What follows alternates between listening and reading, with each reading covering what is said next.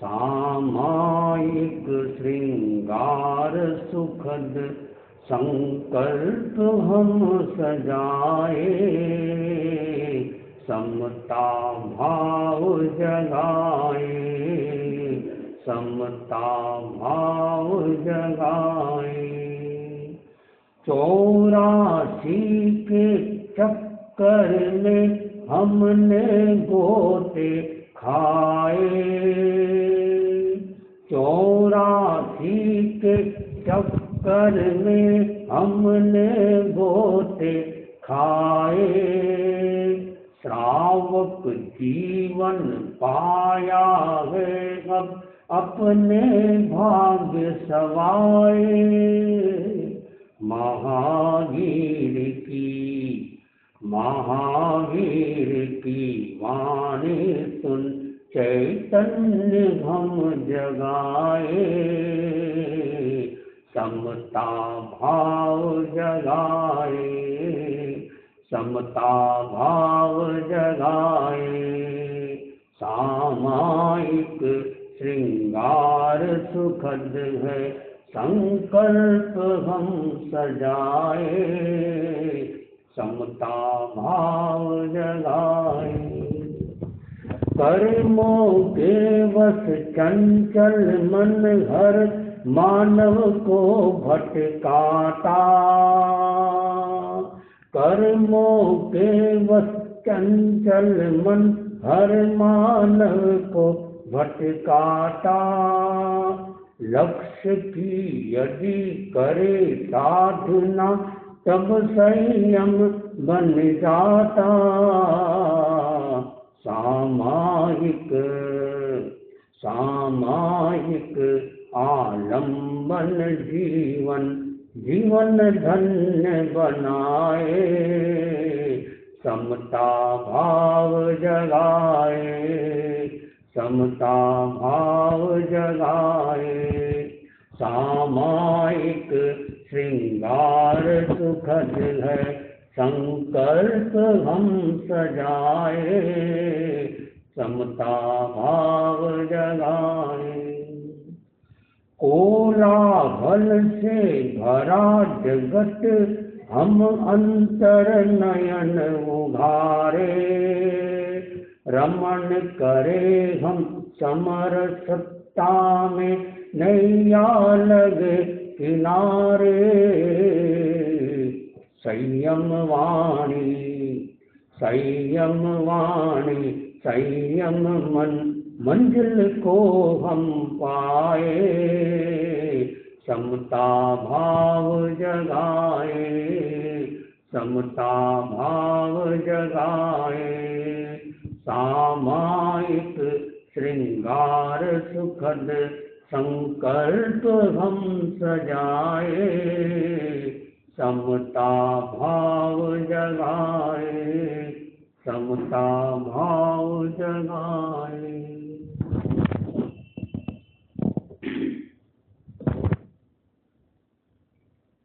श्रद्धा से नमन करे हम तेरा अनुसरण करे हम, पल पल में स्मरण करे हम, महावीर स्वामी, महावीर स्वामी।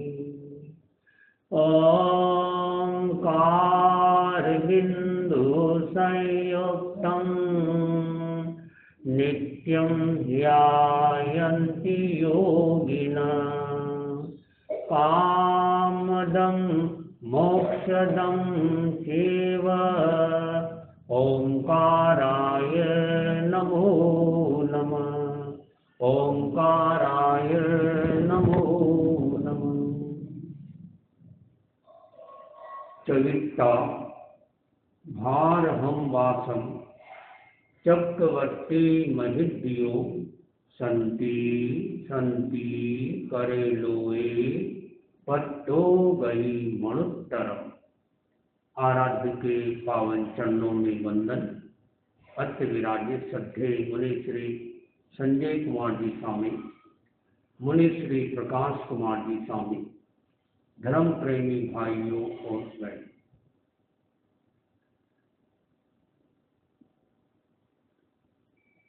समता सर्वभूतेषु संयम शुभ भावना आर्त रोध परित्यागासु सामायिकम व्रतम।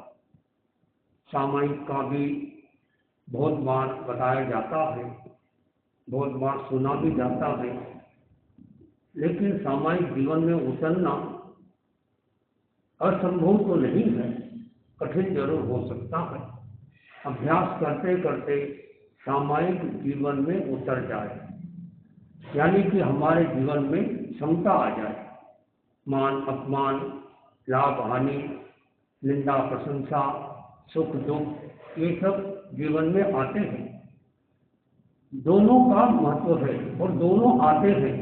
ऐसा नहीं हो सकता कि जीवन में सुख ही सुख आए, दुख ना आए, और ऐसा भी नहीं हो सकता कि दुख ही दुख आए और सुख ना आए, ऐसा भी नहीं हो सकता।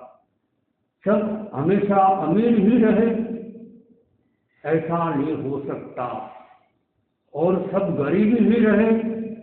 एक ही आदमी अमीर भी हो सकता है और वो गरीब भी हो सकता है। जब पुण्याई बढ़ती है तो अमीर बन जाता है, जब पुण्याई घटती है तो गरीबी आ जाती है। गरीबी गौरव गमाना, अमीरी अभिशाप है।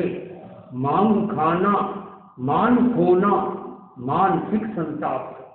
आचार्य तुलसी ने सावक समुद्र में लिखा कि गरीबी गौरव गमाने के समान है। गरीब आदमी होता है, उसका गौरव उसका खत्म हो जाता है एक प्रकार से। लेकिन अमीरी, क्या अमीरी अच्छी है? जैसे गरीबी अच्छी नहीं है तो अमीरी भी अच्छी नहीं।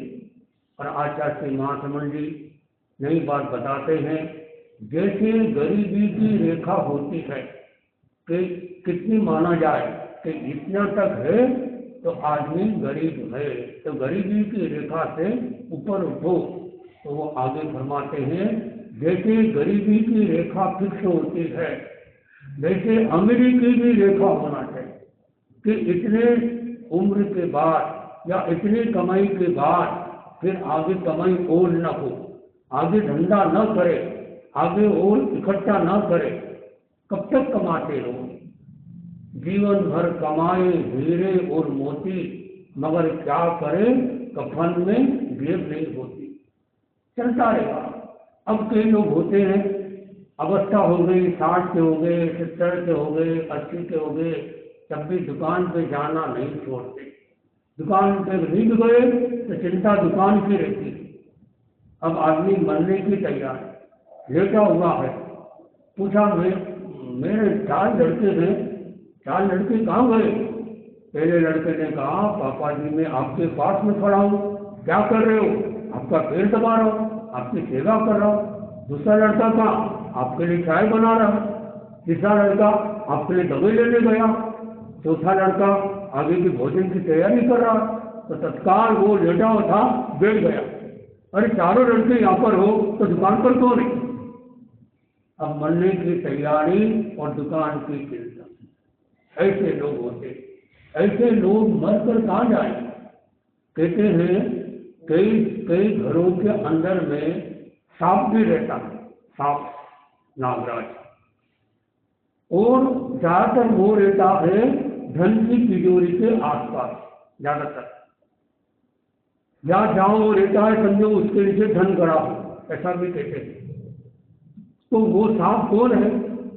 जो व्यक्ति इस घर में रहता था और जिसको धन से बहुत मोह हो गया था, इतनी ज्यादा धन की आसक्ति, छोटे कपड़े पहनना, गलत मतलब पुराना कपड़ा पहनना, अच्छा खाना नहीं खाना, जूते पुराने पहनना, लेकिन धन इकट्ठा करना, इतना धन के प्रति आसक्ति। ऐसे लोग मरकर ऐसी गति में जा सकते हैं, कारण मोह हो गया। तो आसक्ति हो गई। तो एक उम्र आ जाए, सावक होने का ही तो फायदा है। एक उम्र आ जाए फिर काम धंधा बंद कर दो, एक उम्र आ जाए फिर कमाना बंद कर दो, एक उम्र आ जाए फिर घर में मिलिट्री अनुशासन बंद कर दो। मिलिट्री अनुशासन समझते हैं? अब 70 साल चल दोगे, ये कपड़ा यहाँ क्यों रखा, वो टीवी चालू क्यों, अरे वो पंखा चालू क्यों, और ये शांति से रहो। अब वो ऐसा बार बार कहोगे, या तो तुम घर में नहीं रहोगे या घर वाले जो घर में लोगे वो चले जाएंगे। बोले कैसे लोग दिन भर कुछ न कुछ बोलते रहते। तो एक उम्र आ जाए तो अनुशासन करना भी बंद कर दो। आचार्य तुलसी के मन में चिंतन आया कि मैं अब 80 के पार हो रहा हूँ, 75 के पार हो गया हूँ, 80 पार हो रहा है। अब मुझे चिंतन करना चाहिए, कब तक मैं अनुशासन करता रहूँगा, कब तक मैं आचार्य बनता रहूँगा। और बस समय आने के पहले उन्होंने मौजूद अवस्था में अपना आचार्य पद छोड़ दिया। देखिए 94 के अंदर मर्यादा महोत्सव था सुजानगढ़ में। मैं उस समय लंदन में था, मैंने वहाँ पर टीवी में देखा तो पता चला कि अद्भुत घटना घटी। तेरा पंथ के इतिहास में पहली घटना, तेरा पंथ नहीं बल्कि कहना चाहिए पूरे जैन इतिहास में अभी तक किसी भी मैंने सुनने में नहीं आया। आपको जानकारी हो तो बताना, किसी आचार्य ने जिंदे होते हुए, मौजूद होते हुए, स्वस्थ होते हुए आचार्य पद छोड़ दिया, कोई सुनने में नहीं आया। तो उन्होंने अपनी मौजूद अवस्था में आचार्य पद छोड़ दिया और छोड़ने की पहले ऐसा व्यवस्था की अपने जो युवाचार्य महाप्रभु जी थे उनको कहा कि अब मैं आपको आचार्य के रूप में देखना चाहता हूँ। तो उन्होंने स्वीकार नहीं कर रहे थे, लेकिन आचार्य का आदेश होता है, स्वीकार किया। फिर उन्होंने भी अपनी महानता दिखाई कि अब आप तो हमसे बड़े हो, हम आपको गणाधिपति गुरुदेव संबोधन देते। बोले मैं आचार्य छोड़ दिया, आचार्य छोड़ दिया, लेकिन आप हमसे बड़े हो। तो स्वीकार नहीं कर रहे थे। तो आचार्य महाप्रभु जी ने कहा एक आचार्य के नाते निवेदन करता, आचार्य के बाद कौन जाने। तो उन्होंने स्वीकार किया। तो कहने का भाव है, फिर मैंने देखा जब वो स्वाध्याय करते, जाप करते, पाठ से बैठकर नीचे बैठ जाते। एक बार मैं आया, मैंने कहा गुरुदेव तो देखा नहीं, देखा नीचे विराजे में, कितनी बड़ी बात। तो एक समय पर जयपुर का वीडियो देखना, जयपुर में जब 94 में पधारे, जयपुर में सब कई धर्मों के लोग आए थे और आचार्य तुलसी प्रवचन दे रहे थे। अचानक उनके मन में क्या आया कि कई लोग ऐसा नहीं सोचे कि मैं ऊपर बैठा तो मैं बड़ा हूँ, बोले कोई हम में भेदभाव नहीं है, हम भी नीचे बैठ सकते हैं, हटाओ इस पाठ को। तत्काल पाठ को हटा दिया गया और नीचे बैठ गए। ऐसा उनकी महानता देख लिया। तो मेरा निवेदन है आपसे कि आप अब 60 के हो गए, 70 के हो गए, कितने के हो गए, तो एक उम्र कर लो कि इतनी उम्र के बाद में कमाना नहीं। कल एक आदमी आया, नाम उसका शांति लाल जी छाजेल, उपासक था, अभी है उपासक हामिद का। तो मैंने कहा कि अब आप उपासक हो बदले। अब मैंने गुरुदेव को बोल दिया, गुरुदेव अब मैं 75 के आसपास में चल रहा हूँ, 72 का हूँ, अब मुझे साधना करना है और मैं उपासक को छोड़कर, और इन दो मेरे बहू और मेरा लड़का है, ये दोनों मैंने उनको उपासक उपासिका बना दिया है और ये काम संभालेंगे और मैं इससे निवृत्त होता हूँ। तो मैंने कहा धंधा पानी, अब कोई धंधा पानी नहीं करूँगा। अब मैंने कहा आपके आमिर में तो प्रवचन वगैरह नहीं बोले, मैं अब अपनी एक उम्र हो गई है, अब मैं कोई ज़्यादा लोगों में बताना नहीं चाहता और अपनी अंतर की साधना बढ़ाना। बहुत बड़ी बात, स्वस्थ होकर आराम से वो स्वस्थ है, 72 साल ज़्यादा उम्र नहीं है, होने पर भी वो निवृत्ति की मार्ग पर जा रहे, बहुत बड़ी बात। ऐसे ही आमिर एक सावक और है, उनका नाम उत्तम चंद बोरा। वो 56 तोला पानी में स्नान करते। कितना पानी? 56 तोला पानी। एक बार कोई वीडियो भी आया था उसका कि कैसे स्नान करते, दिखाया उसने आराम से, और इससे भी कम में आप स्नान कर सकते हो। मैं तो कहता हूँ जब आप कुल्ला करते हो तब स्नान कर सकते हो। कैसे? धोया कान गुबार स्नान। जब कुल्ला करते हो इस अंगुली को गीली करके कान में डाल के घुमा दो, हो गया स्नान। बाकी आप कई लोग देखा दिन में कितनी बार स्नान करते, उसके बाद भी उनमें पूरा जो मन साफ नहीं होता। ठीक है, शरीर साफ का भी अपना महत्व है, लेकिन मन जो साफ होना चाहिए वो नहीं होता। तो कितना अच्छा कहा गया, अपने मन को साफ करे जो इससे बढ़कर स्नान नहीं। कितना अपने मन को साफ करो। तो दुनिया में शरीर की सफाई के लिए अच्छे अच्छे साबुन आते हैं, लाइफ बॉय ऐसे साबुन, और भी बहुत आते होंगे। लक्ष्य, एक छोटे बच्चे से पूछा तुम्हारा लक्ष्य क्या है? बोले हमारा साहब बाथरूम में रहता है, नहाने का साबुन है। लक्ष्य मेरे नहाने का साबुन है। लक्ष्य का मतलब था जीवन का लक्ष्य क्या? वो बच्चा है, बच्चे जवाब देते। एक अध्यापक ने प्रश्न पूछा बच्चे से, बताओ, गणित का टीचर था कि रेखा और बिंदु में क्या अंतर है? रेखा लाइन होती है, बिंदु डॉट होता है, इसमें क्या अंतर है? और वो लड़का स्कूल में कम आता था और वो सिनेमा ज़्यादा देखता था। तो उसने क्या बोला, सर मेरा जो बात मैंने जो देखा है बता रहा हूँ कि रेखा जो है वो हीरोइन है, बहुत अच्छी सुपरस्टार हीरोइन है जो अमिताभ के साथ ज़्यादा काम करती है, और बिंदु साइड हीरोइन है, कभी विलेन का काम भी करती है। आपने देखा भी होगा, बहुत पुराना पता नहीं काम करते नहीं करते अक्षात बनकर। एक उम्र के बाद भी देखो, फिल्म दुनिया में भी देखो आप, एक उम्र के बाद में काम करना बंद कर देते। क्रिकेट में देखिए, एक उम्र के बाद में खेलना बंद कर देते। तो आप लोग जैन हो, व्यापारी हो, श्रावक हो, तो कब तक कमाते रहो?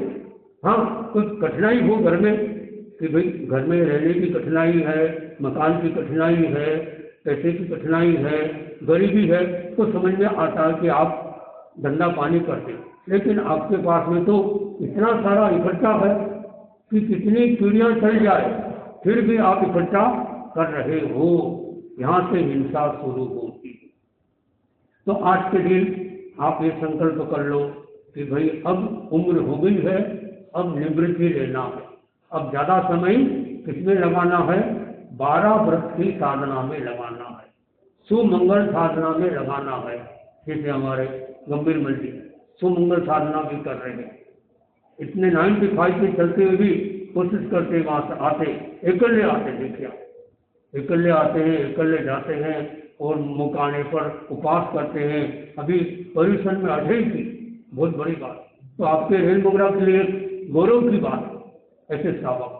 तो मैं आप लोगों जो 60 के ऊपर हो गए उनको ये सुझाव देता हूँ, ये नहीं कहता हूँ कि आप महाराज बन जाओ, महाराज भी बन सकते हो। और आज की तारीख में महाराज बनना सरल है, घर में रहना कठिन है। एक समय था जो घर में रहना सरल था और दीक्षा लेना कठिन था, आज उल्टा हो गया। आज घर में रहना कठिन हो गया, घर चलाना कठिन। तो इसके लिए हमारे जो मंत्री मुनि हुए वो कहते थे, जोग पालनो सोरो और घर बसानो दोरो। कितनी बड़ी बात। त्याग करना सरल है, भोग भोगना कठिन है, दुकान चलाना कठिन है, सामायिक करना सरल है, उपवास करना सरल है, खाना खाना कठिन है। खाना बनाना कितना कठिन है, खाना बनाना वाले जानते, बहुत मुश्किल है। तो कहने का भाव है जो पालना सोरो। तो ये एक उम्र के बाद में, तो एक समय था जब घर में रहना कठिन था, सरल था, और दीक्षा लेना आज उल्टा, घर में रहना कठिन हो गया और दीक्षा लेना सरल हो गया। लेकिन मनुष्य की क्या दुर्बलता है, घर में रहकर 100 कष्ट सहन कर लेगा लेकिन घर को नहीं छोड़ेगा। तो हमारा परामर्श है कि यदि आप 60 साल के ऊपर हो गए हो, ज़्यादा 60 के वाले ज़्यादा यहाँ, तो उनके लिए सुझाव है कि आप श्रावक से महाश्रावक बन जाओ। महाराज बनने का नहीं कह रहा, बन जाओ तो बहुत बढ़िया, इतना तो हो सकता है। कितने 4 नियम है, 4 नियम भी सरल है, उसके लिए भूखा रहने की जरूरत नहीं। बस ये बताया 4 नियम में पहला नियम है कि आजीवन कच्ची चीज नहीं खाना, कच्चा पानी नहीं पीना, पक्के पानी की मना नहीं, पक्का खाने की मना नहीं। तो क्या हो गया? संयम हो गया। कितना कठिन है, आराम से छोटा बच्चा भी पालन कर सकता है। ऐसा नियम है कि कच्ची चीज नहीं खाना। नंबर 2, आजीवन रात्रि भोजन का त्याग करना। दिन में खाने की मना नहीं, शाम को जल्दी खाना। और रात्रि भोजन में पढ़ रहा था कितने कितने तरह के पाप, लगभग 18 तरह के पाप रात्रि भोजन से लग सकते हैं। तो कोशिश करना चाहिए रात्रि भोजन अवॉइड करना चाहिए। वो दवाई लेना हो अलग बात है, पानी का आगार रख सकते हैं, कम से कम पीवीआर। तो मैंने गुजरात में देखा कई जगह क्लब खुलते हैं, उसका नाम क्या? चोबियार क्लब। चोबियार क्लब क्या होता है? बोले यहाँ पर शाम को खाना जल्दी खाने का व्यवस्था है ताकि आप लोग शाम को रात को चोबियार करें। उधर कच्छ में, गुजरात में कई जगह देखा चोबियार क्लब। यहाँ शायद रेल मगरा में कहीं भी नहीं होगा चोबियार क्लब। सामाजिक क्लब तो दूर की बात, आपके घर में, आपके घर में है। मतलब एक सामूहिक ऐसी जगह जहाँ पे नियम है कि यहाँ पर भोजन शाम को ही मिलेगा, रात को भोजन नहीं मिलेगा। तो जो लोग चोबियार करते हैं वो वहाँ जाके खाना खा लें। ऐसे उसको क्लब यानी एक प्रकार का वहाँ पे व्यवस्था है, भोजनशाला। नंबर 2 हो गया रात्रि भोजन नहीं। नंबर 3, जमीकन खाने का त्याग। जमीकन और चीज खाने से काम चलता है। सबसे बड़ी हिंसा